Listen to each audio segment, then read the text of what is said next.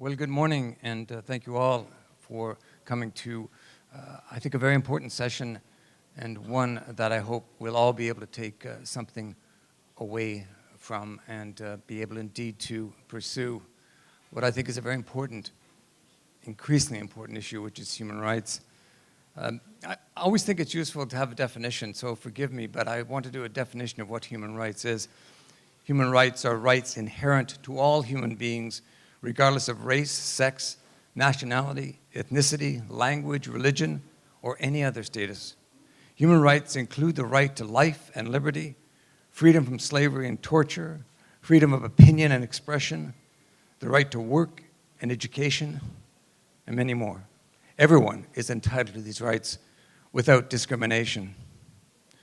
The foundation stones of international human rights law, coming out of World War II and its horrors, most emphatically the Holocaust, can be found in the UN Charter adopted by the General Assembly in 1945 and the UN Universal Declaration of Human Rights adopted in 1948. And since then, the United Nations has gradually expanded human rights law to encompass specific standards for women, children, persons with disability, minorities, and other vulnerable groups who now possess rights that protect them from discrimination that have long been common in many societies. And of course, most countries, including my own Canada, have enacted comprehensive human rights legislation. So there is much that is enshrined in law, both internationally and nationally, and yet human rights abuses of all sorts are multiplying dramatically in a world that is tipping towards a virulent form of extreme nationalism and obsessive state security. At a panel yesterday on preventing extremism and building societies, Nikolai Mladenov, the UN coordinator for the Middle East peace process, said, "Security, stability, and development cannot happen without human rights." We ignore human rights abuses at our peril. So I'm very pleased and honored to have such a distinguished panel.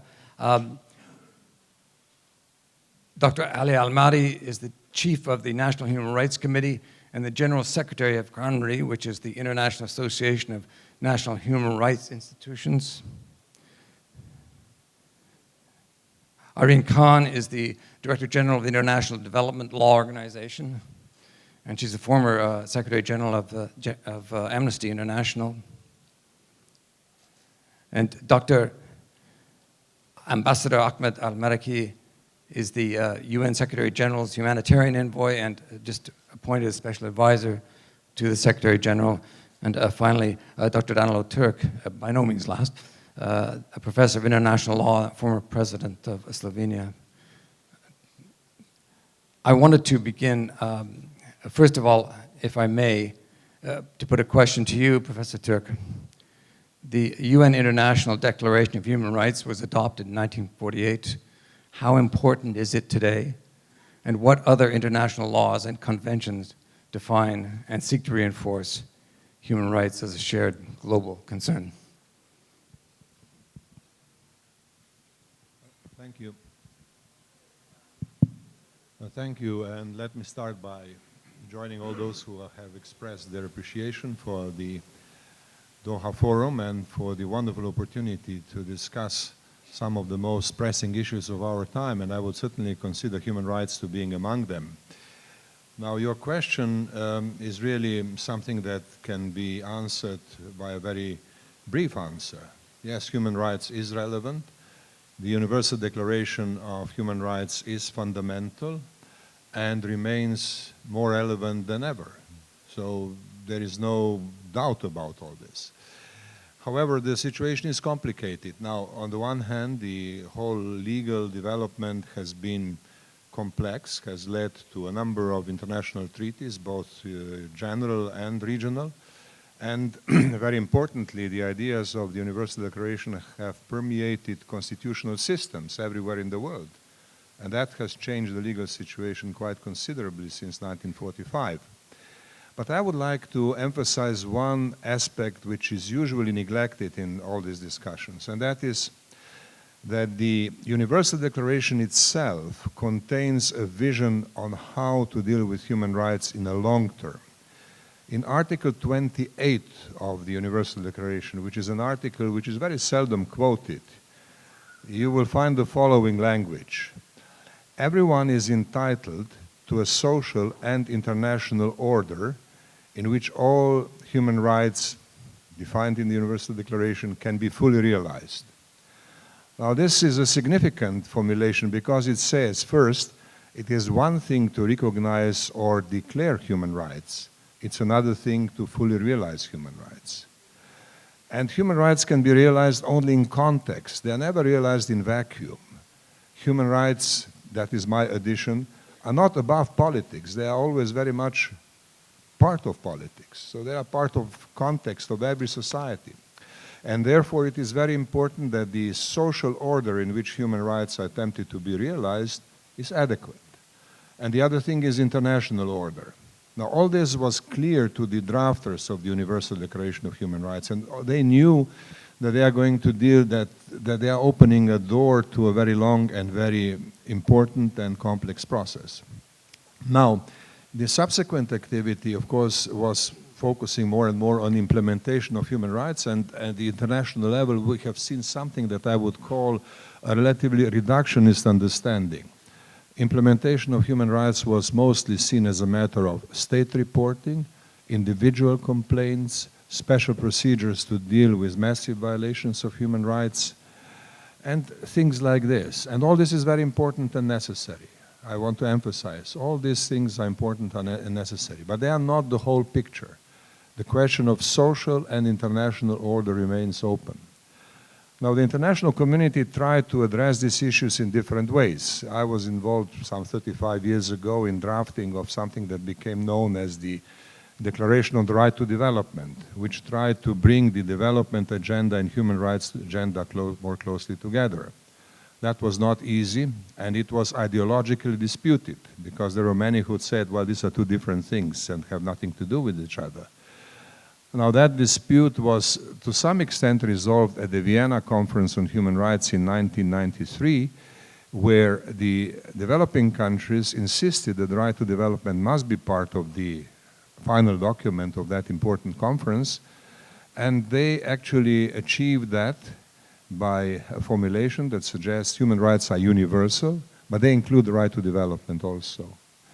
And of course, it was agreed that there will be a new office established in the United Nations system, the High Commissioner for Human Rights. Now, I told you this story because it, I think, illustrates the complexity of the human rights implementation, realization, full realization, and that is something that we all have to think about.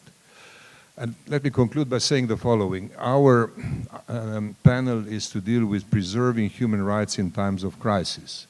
Now, this opens a set of additional questions. What is a crisis? How do participants or how do people affected by the crisis react, and how does the international community react? Here I have only one point to make. Crisis situations always lead to political decisions, and political decisions are necessarily selective. Selectivity is the name of the game.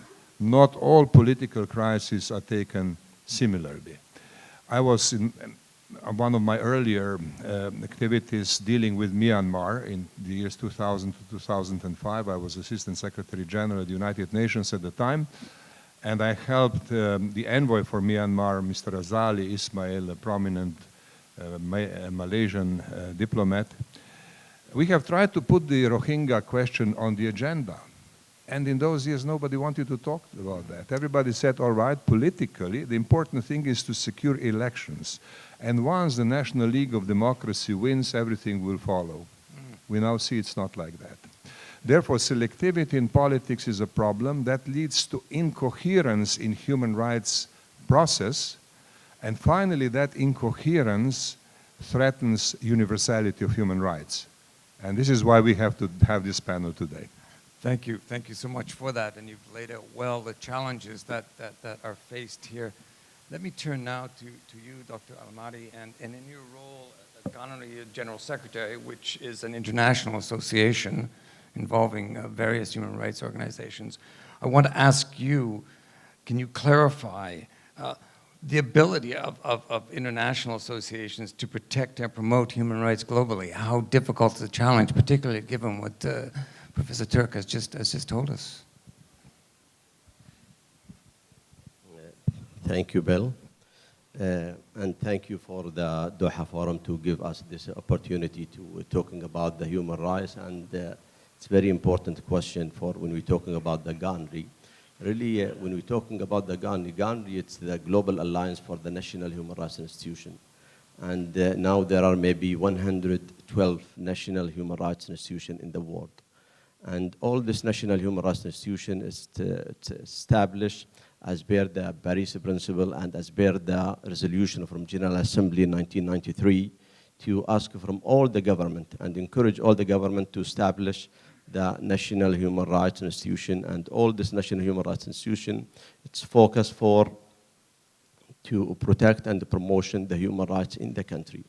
And in the same time, all this National Human Rights Institution, they should be cooperate with the United Nations mechanism and with the international community for the human rights.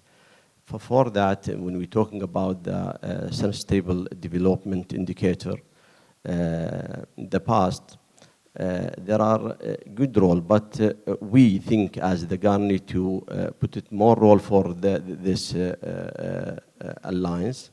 For that, now as per the sustainable development indicator, they put it indicator if there are any national human rights institution in the country, this is indicator to achieve sustainable development in this country. Really, and last time, we as the GANRI, we don't have many access for the United Nations system. For that, recently there are decisions from the General Assembly to give more role for the National Human Rights Institution to work and cooperate with the United Nations system.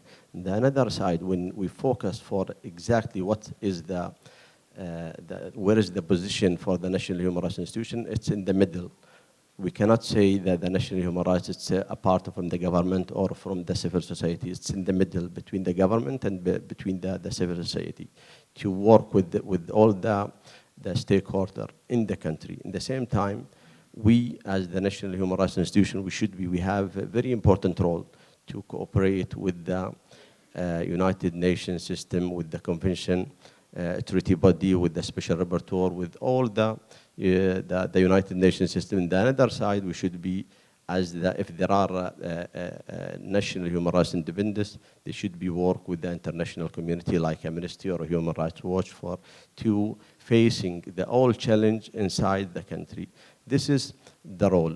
For that, when we're talking about the main role for the National Human Rights Institution in the country, they should be encourage the government to ratify for the International Convention for the Human Rights. And same things, we should be work for with the government to align the national legislation to work with the International Convention for the Human Rights. And at the same time, we should be facing all the challenge.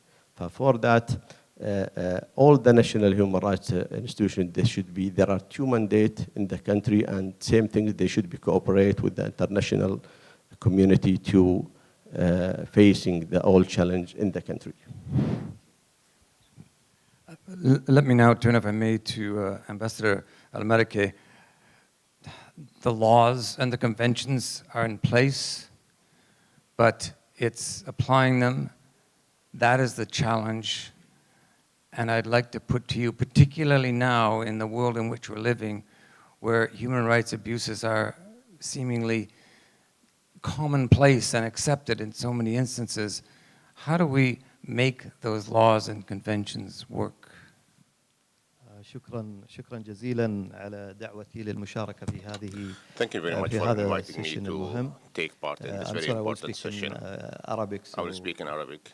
If you want to put the So headset. I invite you to use your headsets to receive the يعني هو English translation. الأساس في هذا الأمر هو The التوازن. basic thing لابد أن is يكون to هناك strike a balance. توازن There خاصة must be في a balance, عالمنا especially المعاصر in الذي our كثرت world فيه today, where التعقيدات. هناك complexity كثير يعني prevails بالرغم من هناك everywhere. كثير من And despite المعاهدات يعني لما نتكلم عن المعاهدات للمدني والسياسي نجد هناك المعاهدة الدولية الخاصة بالحقوق المدنية والسياسية. نتكلم عن الاقتصاد والاجتماعي والاقتصادية الاجتماعية والثقافية، نجد هناك المعاهدة الدولية الخاصة بالحقوق الاقتصادية والاجتماعية والحقوق الثقافية. لو أردنا نتكلم عن المرأة فهناك اتفاقية القضاء على جميع أشكال التمييز أو التمييز ضد المرأة. لو أردنا نتكلم عن الأطفال هناك اتفاقية حقوق الطفل وهلم جرى. هناك كثير من الاتفاقيات، لكن كيف ممكن أن نعمل هذا التوازن ما بين تنفيذ هذه الاتفاقيات على الأرض وما يحدث من إشكاليات فعلية بسبب يعني مصالح الدول، بسبب كذلك الأمور السياسية، وكذلك التحديات في فرض هذا القانون والاحتياجات الفورية لإنقاذ الحياة. لأن أنا كسابق Humanitarian Envoy لمبعوث إنساني للأمم العامة المتحدة يهمنا كيفية وصول المساعدات للمحتاجين. فأعطي على سبيل المثال يعني سوريا الآن يعني تعدت 8 سنوات من النزاع والحاجة إلى توفير المساعدات المنقذة للحياة. لابد أن نتحصل على موافقة من الحكومة. نسمع كثير من المنظمات غير الحكومية وكذلك يعني ينتقدون منظمات الأمم المتحدة بأن كيف هذه المنظمات أنتم تتعاملون مع الرجيم وهو أو مع الحكومة وهو يعني لا يقوم بالمحافظة على حقوق الإنسان. فهي الفكرة عملية التوازن ما بين الاحتياجات الفعلية على الأرض وتنفيذ هذه المعاهدات والقوانين الخاصة في حقوق الإنسان. وأعطي مثال آخر، دارفور يعني أبرز التحديات في فرض القانون مع وكالات الأمم المتحدة. تعمل على يعني تقديم المساعدات في دارفور، لكن المحكمة الجنائية الدولية تدين البشير والذي يعني كانت كذلك تحدي كبير. فالكي إيشيو هنا هو عملية التوازن وخلق التوازن ما بين المعاهدات التي تم تصديقها وكذلك يعني الموافقة عليها من كافة الدول وعملية تنفيذ هذه المعاهدات والقوانين على أرض الواقع والتحديات التي موجودة على أرض الواقع خاصة في وقت الأزمات. Thank you very much. Thank you very much, Ambassador. Let me now turn to you, Ms. Khan. And really, I've come to you last, but I think in some ways yours is the most important question. It is the issue of human rights for women globally. And there is a connection clearly between the economic ability of women to engage in society and the human rights that they have. So if you could enlighten us further on that really important subject. Thank you. Thank you, Mr. Law. As you say, indeed it is the most important issue, but it usually tends to come last. And that's not just in the context of this panel. Well, if we look at the issue of women's human rights, there is a mixed picture. This is an exciting and inspiring time for women's rights. We see women marching on the streets for equality. We see a young girl's face actually highlighting the challenges of climate change and climate justice today.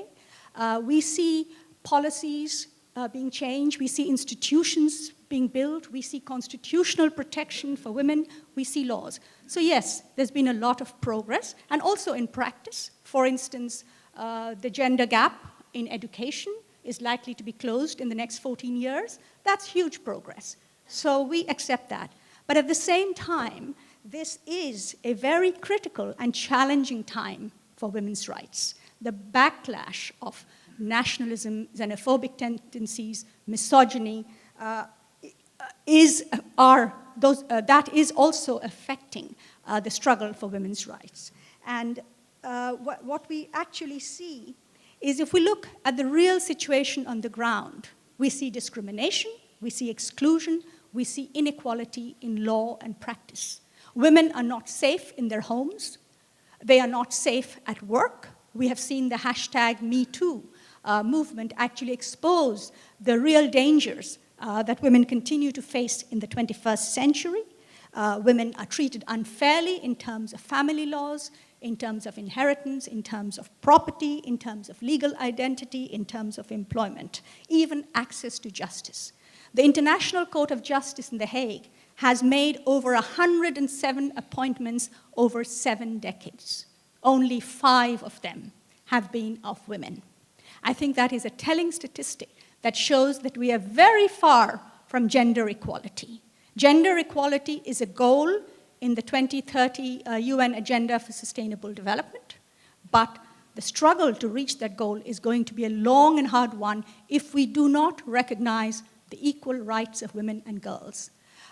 We have heard Mr. Türk say that in times of crisis, political interests predominate. We have also heard that from the UN Special Envoy on humanitarian issues. But at the same time, we've also heard of the importance of institutions, national human rights institutions and laws and others that are a bulwark, that protect us from political interest and create some sense of fairness. And I would say that women's human rights are not just the right thing to promote, they're also the wise thing to promote, the smart approach to human rights. Because you cannot expect progress, you cannot expect peace to prevail if you have violence at home or in the workplace against half your population. And that is why I think we need to give more attention to women's human rights. It is not a separate subject. It is not in isolation from the larger debate of human rights. If half your citizens do not have equality, you will not have peace and stability.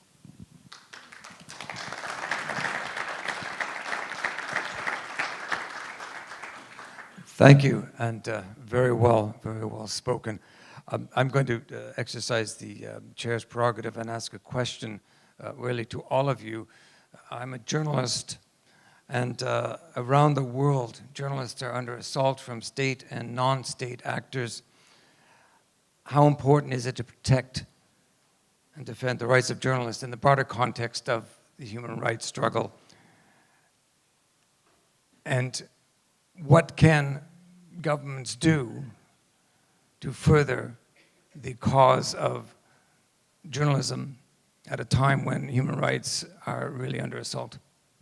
I don't know who'd like to begin. Perhaps Professor Türk, would you like to start on that question? Thank you. Oh, sure. Obviously, the protection of journalists is an important human rights priority. It has always been. It's not that we now have a negative situation after having had decades of good situation. It has never been easy to be a journalist, to be a journalist who seeks the truth and runs the dangers that are always there when truth is spoken to power. So this has always been a problem, and it is particularly acute now. And it is made more complex also because of social media, simply.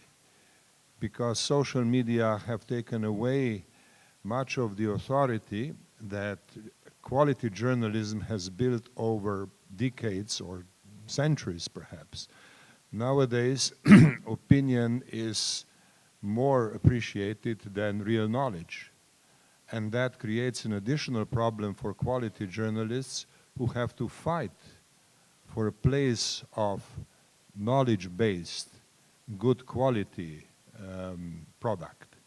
So I would say that the situation today is even more complex than it used to be some 20, 30 years ago, although the threat to journalists has always been there. And this is something that the human rights activists have to take seriously and figure out approaches to deal with. Now, the governments obviously have a particular responsibility here. And that responsibility comes from the fundamental human rights to freedom of expression. What the governments, I think, at this stage should be very careful about is not to confuse the freedom of expression based on serious work with the vulgarity of opinion that predominates on internet. That is a task for governments to behave responsibly vis-a-vis those who produce stories based on real knowledge and good analysis and can claim a status of quality journalism. So the need for supporting quality journalism is a need for governments also. Governments can benefit from quality journalism. Governments lose as a result of vulgarity of social media. Now that's something that is not widely, let alone universally shared, but this is my opinion. And as I said, we live at a time when opinion is important, so I will insist on this opinion. Thank you. Well, I thank you for that. And Ms. Khan, would you like to comment on the... we'll go to you and then we'll move along the panel. Yeah, thank you. Certainly, I can only endorse what Mr. Türk has said about the importance of promoting freedom of expression, including through a free media.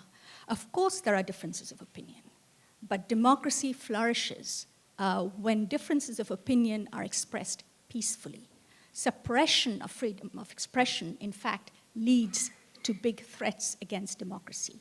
And journalists, you've talked about the safety of journalists. Journalists, in fact, are very often seen as human rights defenders. Very often they get into trouble because they are seeking to expose human rights abuses or violations. Now, there can be arguments about the quality of journalism, but that is not an excuse for violence or suppression.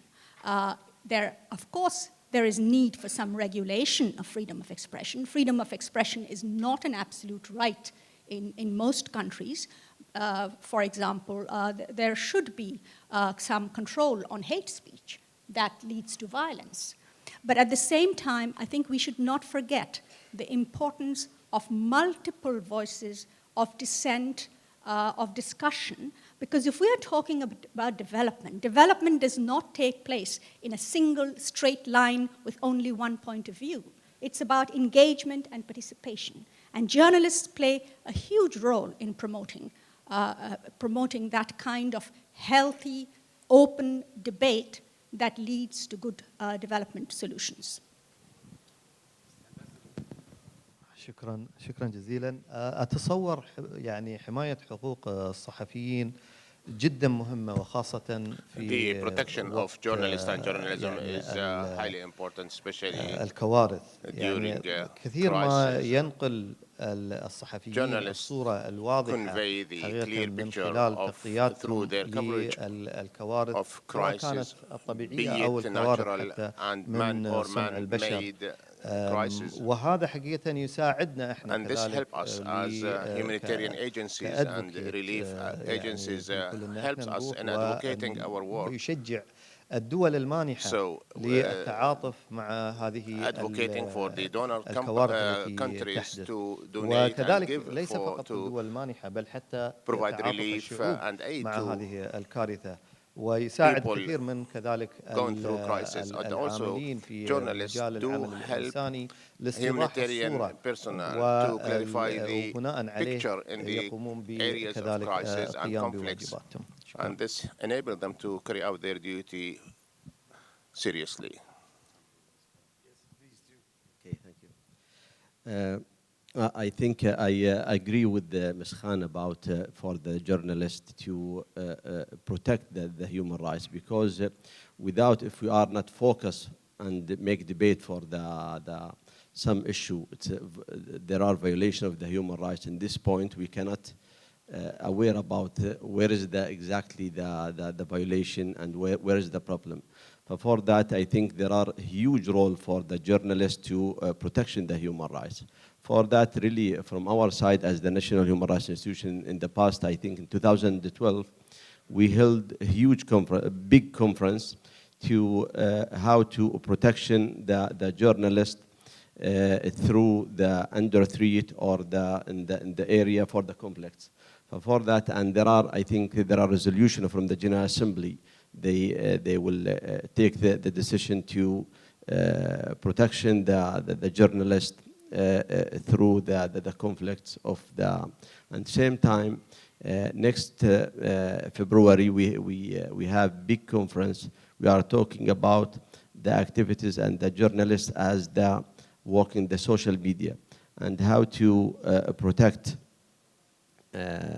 all the journalists and the activities in the social media, because what Ms. Khan talking about through this, the journalists and the activities in the social media, we awareness about where is exactly the threat and where is exactly the challenge facing the human rights. Thank you very much. May I just make one point? Yes. We are, after all, speaking in the home city of Al Jazeera.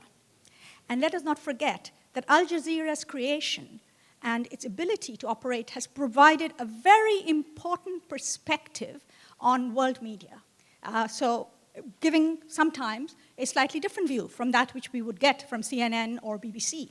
So I think it's important for freedom of journalists in all parts of the world to be respected.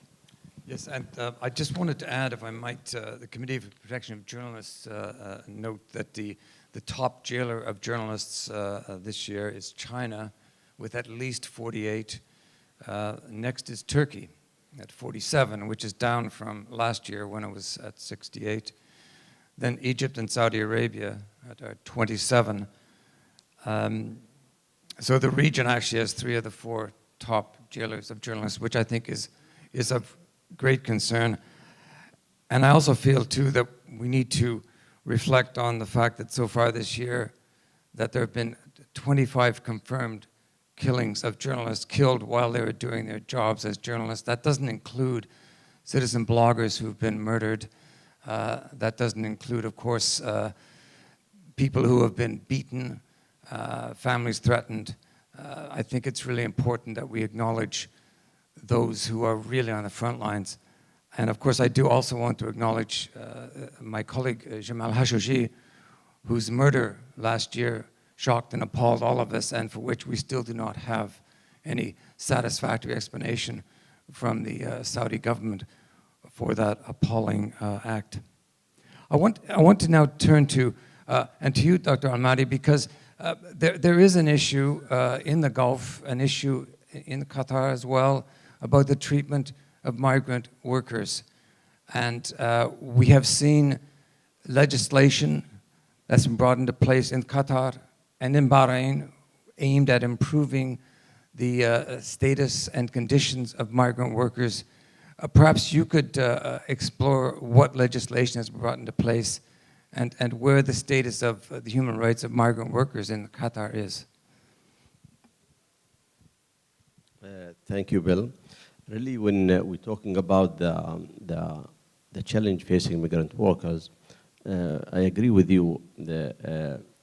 All this challenge, it's same in the GCC country when we're talking, because it's same circumstance. For that, when we should know what exactly the challenge facing the migrant workers in GCC and in Qatar. Really, in the past, there are a lot of challenge facing the migrant workers. When we're talking about the kafala system, the exit permit, and there are some challenge related about the delay for pay the salaries, to change the work, and some of the migrant workers, they some recruitment company in the source country, they give him the fake contract. This is all the challenge facing the migrant workers in receiving country and the resource country. Relief from our side, I will give you exactly what's happened here in Qatar. We, as the National Human Rights Institution, this is our role to protect the human rights. And as you know, there are maybe 90% or 85% from the population of Qatar from the migrant workers. But for that, we focus about this issue from the beginning, from 2004. But for that, really, we, as our opinion, we give our government a lot of recommendation to make the reforms for the migrant workers challenge. And really, the Qatar government, they already started from 2013 and 14, to do some things to reform all this legislation. The first things, when we're talking about the first challenge for the delay for the salaries, the labor minister issue protection wage system. And this is a protection wage system. In the past, all the company give the salaries through cash, but through this protection wage system, there should be a transfer for the bank, and there are monitoring from the labor ministry. For that, we try to solve maybe 8%. Really, there are a challenge, but they try to find solution for this.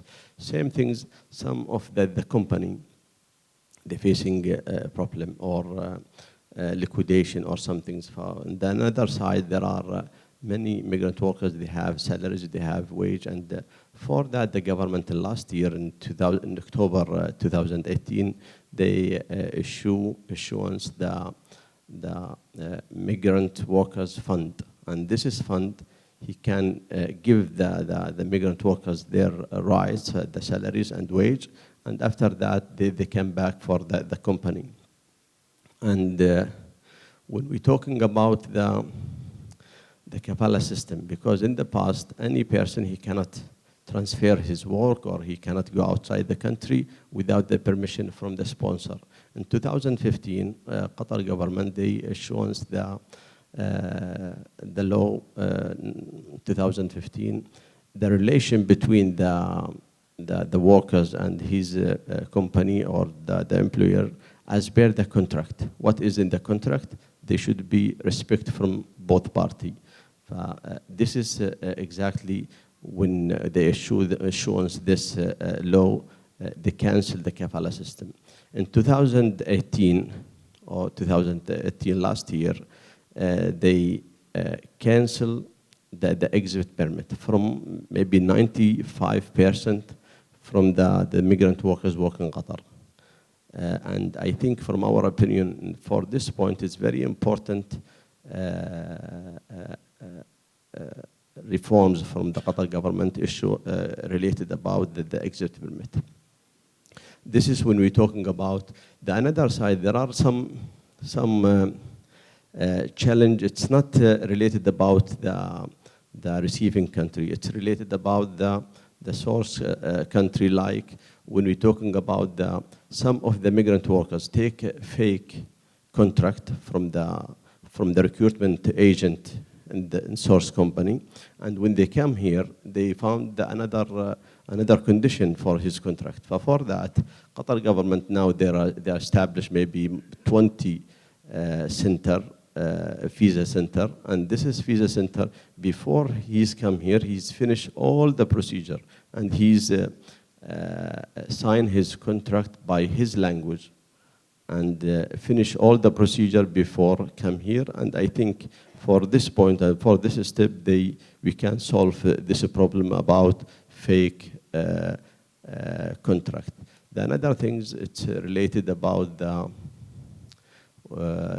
representative of the migrant workers. Really, there are now procedure, and last October there are report from ILO office here, and really all these reforms.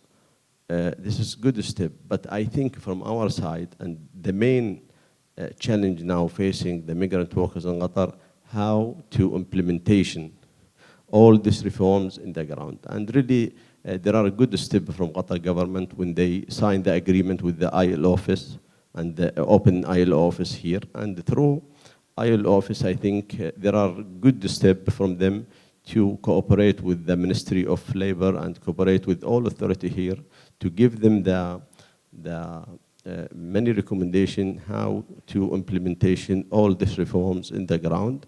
And last September, there are the cabinet of the Qatar, they agree about the draft law for the minimum wage. I think all this progress, it's good to facing the challenge facing migrant workers.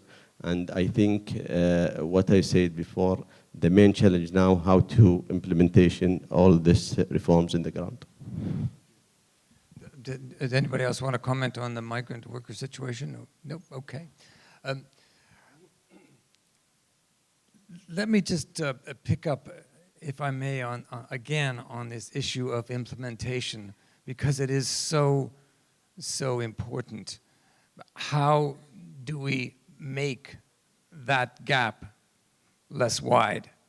What are the tools that need to be brought to bear so that individuals, governments, societies can benefit from the legislation that's in place in a more meaningful way? Ambassador Meraikhi, and then, okay. Well, as a humanitarian envoy, the humanitarian issue is very important for us. I think in how can we fill the gap and make sure that between the humanitarian envoy, the humanitarian arena and human rights, how can we fill this gap? And this needs a lot of legislation and a lot of understanding about the situation and how can we acting accordingly. So I think this kind of venue that make more open and dialogue that make us more close to what we want exactly. Thank you. Thanks. I'm going to be quite rude. I'm sorry, but I've just got the 10-minute, and I want to get some questions from the audience. I see lots of hands up. My goodness, okay. Well, let's take right at the back. There's a lady in a white sweater, right? Yeah, that person there. We'll take that. I'll try and get 3 questions in. I think this gentleman here on the right at the front row, please. We'll get to you, and then on this side. This is very hard. We've got. I'm going to go with this gentleman. I'm sorry, and if we get more time, I'll go to you. Okay. So we'll begin with the lady at the back, please. And if you can keep your questions short, because we've got such a little time. Sure. So I'd appreciate questions rather than statements, unless you feel very strongly, and of course then make that statement. Yes, but again, make it succinctly. Thank you. Thank you. And if you could just tell us who you are as well, please. So Asma, I work at the Ministry of Commerce and Industry in Qatar. And my question is for His Excellency Dr. Türk. Do you think the right to development should be incorporated into a binding multilateral treaty? And my second question is for anyone. Related to international organizations, we know that they work to preserve human rights in times of crisis, but how much really are these international organizations bound by human rights obligations? And in your view, do we have a proper accountability mechanisms in place should violations occur? We'll just take the answers very quickly. We'll start with you, Professor Türk. Yeah. Very quickly. The answer to the first question is no. I don't think that the path of a binding treaty is the right one or the most effective one. My preference would be for developing a procedure within the Sustainable Development Goals, which has human rights element in it, and we have to merge human rights discussion and development discussion through the concept of sustainability more, because sustainability is not only about environment, it's much broader. And we can better achieve that through the SDGs than in any other way. And to the second question, I would say what is really necessary is sensitizing the global business community for human rights issues. I think that these Doha conferences are very good for that purpose. I hope that human rights would be a standard feature of Davos meetings and others like this, because there is much to discuss. Of course, this would lead us further, but so far, business community must become engaged. Okay, thank you. Yes, we'll take that question. Yeah, right here, please. Yeah. And then I'll take you, sir, and then we'll try and fit you in as well. Yeah, okay, go ahead. This gentleman first. I wish. And then we'll get okay. you. Yeah, okay. Hi, my name is Hunain. I'm a graduate of Georgetown University here in Qatar. So it's been more than 100 days since India implemented its illegal communication blackout in Kashmir, right? And there has been no international criticism, or at least very little. So my question is, to what extent do national interests of countries impact other nations from voicing their concerns on human rights issues across its own borders? Okay, thank you. And you sir, yeah. Yes, thank you. Yes, thank you. My name is Dr. Rob Walters. I represent Orbis International NGOs dealing with eyesight problems in the world. And we work amongst many, many of the poorest countries in the world. And in particular, recently, I visited the Rohingya refugees. And my question really is that the very poor, and particularly I noticed amongst refugee camps, their human rights are really very much underserved. And that's a big question, and it covers many aspects, but really how do we move forward as a group, politically, and amongst NGOs, in order to try to solve that particular problem amongst the poor and the refugees? Thank you. And finally, just get the microphone to this gentleman here, please. Okay, quickly then, yeah. I'm Francesco Giorgi. I'm an advisor at the European Parliament on human rights. And since we are talking about human rights in times of crisis, and we are currently in a country who is passing through a crisis, I wanted to ask to Mr. Marri, how does the National Human Rights Committee deal with this crisis, GCC crisis, especially with regards to the individual requests of the many Qataris in the GCC country? Thank you. Okay, so let's just pick them up. There was a question about the Kashmiri situation and the lack of coverage of that. I interrupted you, Irene, so why don't you pick up that one for us? Yeah. Okay. Well, yes, of course, governments are political animals. And of course, governments will take into account political considerations, including their own, when they're looking at human rights situation, whether it's in their own country or whether it's in another country. And that is why the champions of human rights should not only be governments. We forget people. We forget the power of civil society. And I would like to link it to your earlier question when you said, how do we make laws work? The problem of implementation. Now, in my business, in the International Development Law Organization, which is a development and rights organization, we have found that what works best is top-down and bottom-up. You have the top-down, you have the institutions, you have the governments, but you also need pressure from below. It's a supply and demand issue. You need pressure from below, you need mobilization. That's why you need freedom of expression. That's why you need open societies where you can build global support for issues like Kashmir so that there is public opinion putting pressure on governments who are then moved to intervene somewhere else. I've just had the ending up sign, so I do want to try and get to the other questions. Can I take the Rohingya question as well? Having worked for 21 years with UNHCR in the past on the Rohingya issues, refugees are one of those groups of people that fall between the cracks of national protection and international standards and rules. And more, as we move towards globalization and a truly global world, we need to pay attention to those who get forgotten. Otherwise, you create security problems. And then you have broader repercussions. And the Rohingyas are exactly, whether it's Kashmir or whether it's the Rohingyas, it's those kinds of human rights problems that if you do not deal with them, if you ignore them only because of your national political interests, you, the international community, the world at large, pays a very big price. Thank you. They keep sending me a sign saying end, but I do want to get Dr. Ambassador Meraikhi on the issue of the poor, the very poor, suffering the most in terms of human rights ambitions, and then very quickly, Dr. Marri, on the GCC impact. Just in a quick, I will echo what my colleague here said. It is very important to understand what the refugees need.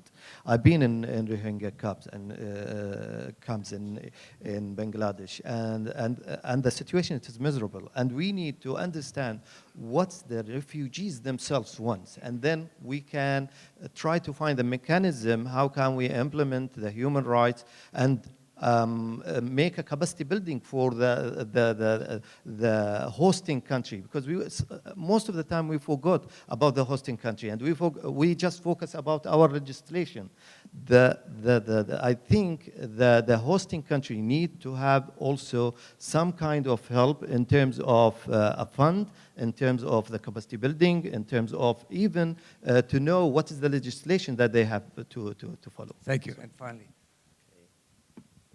Thank you very much. When we're talking about the Gulf crisis, really from the beginning, and we talking about, yes, this is country, they have the right to cut diplomatic ties with Qatar, but really what's happened, it's coercive measures against the human rights, and really from now we maybe 30 months, and still there are continuance for the violation against the human rights. Sometimes some of the country talking about, yes, we do this and we found solution, but in the real, it's the violation, it's continuance. There are decisions from the ICJ and talking about ask from the United Arab Emirates to lift the violation against the human rights, but really, and next month we will issue our report about how compliant the United Arab Emirates with the decision from the ICJ, and we have a lot of violation, and there are continuance for the violation for this. And really from our side, yes, we have a role and we do it, and monitoring all this violation with the documentation, and we give all the United Nations mechanism, all this violation, and there are many statements from the High Commissioner Office, from the all the United Nations mechanism, but in the another side, they are talking about good things from their side, but in the ground, the violation is continuous, and we hope from all this country to don't put the families and the people in this crisis, because if they have a problem with Qatar government, they can continue through the United Nations system. But why they still, and there are insist to use all the people and the families in this crisis? Thank you very much. And thank you all. I just wanted to say that before we began, Dr. Türk made a very good point, which was that let us hope that this human rights conversation continues next year at Doha. It is so vitally important, and I think it's important that platforms like this are available for these conversations. The situation can look very bleak, but I think it's important to give voice and continue to give voice to the variety of issues. I would like you to join me in thanking our very distinguished panel for their thoughts. I only wish we had much more time.